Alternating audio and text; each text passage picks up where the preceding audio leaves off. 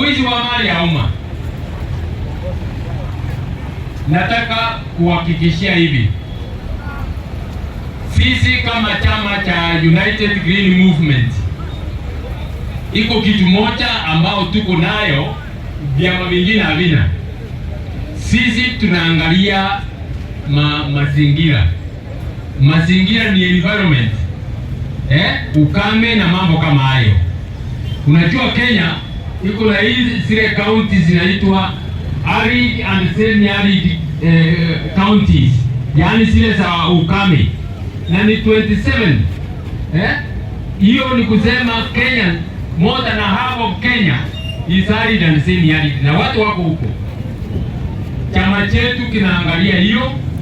Vile tumetembea hapa, iko mambo tutakuja kufanya kama kujenga damu, kujenga visima pahali mimi kama masoko na mambo kama hayo, na kuangalia mambo ya ukulima hapa. Mkipanga vizuri na serikali kuwasaidia, si mnapanda mahindi kama miezi mitatu na imekuwa ile katumani hiyo, tutaangalia tutawatengenezea.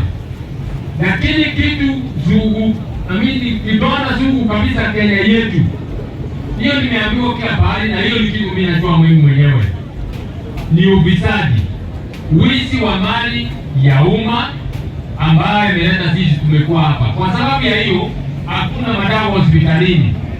Kwa sababu ya hiyo watoto hawaendi shule vile wanatakikana. Kwa sababu ya hiyo hata mabarabara na mambo ingine haiendi. Ukipata project imetolewa hapa, inatakikana kuchukua milioni 10, inachukua milioni 20. Hiyo ndio shida tunayo Kenya. Hiyo ndio shida tunayo Kenya. Na hiyo ndio mimi nataka kukabiliana kabisa. Kukabiliana na hiyo ndio tumalize hiyo, na tukimaliza hiyo, mkiniunga mkono tumalize hiyo, tutakuwa na dawa hospitalini. Mimi kwanza ninafikiria kumaliza mambo ya SHA na NHIF na mambo hiyo yote. Unaenda hospitali unatibiwa na kutoka. Ile kodi unalipa, mzee unajua wewe unalipa bei ya mafuta. Ukipanda matatu umelipa bei ya mafuta.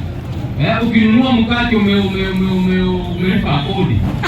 Hiyo tukipangilia vizuri, tukimaliza uwizi, tuipange mzuri, itapeana matibabu, itapeana watoto waende shule na mipango itaendelea vyema.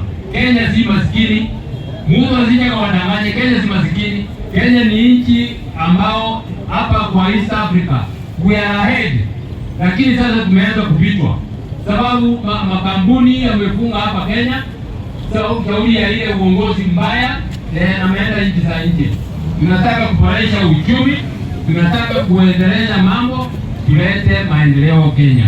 Mniunge mkono wakati ya kula tutarudi. Sasa kitu tunahamisha. Kama una kura, kama una kitambulisho, tafadhali shika hiyo. Umezungumzia habari ya kuungana na wengine. Mimi niko tayari, nimesema hiyo mara mingi. Mimi niko tayari kufanya kazi na wenzangu. Bora tu tuangalie ile mambo yanasumbua wananchi. Tusije tutaungana na wale ambao wanakemea kabisa ufisadi. Wale wanakemea kabisa wizi wa mali ya serikali, ndio tuchukulia hatua wale ambao wanaharibu mali ya serikali ya umma, tuende mbele. Kwa hivyo hiyo siwasumbue, tutazungumza sisi wenyewe, na tunajua kitu muhimu ni kwamba tuondoe hii serikali.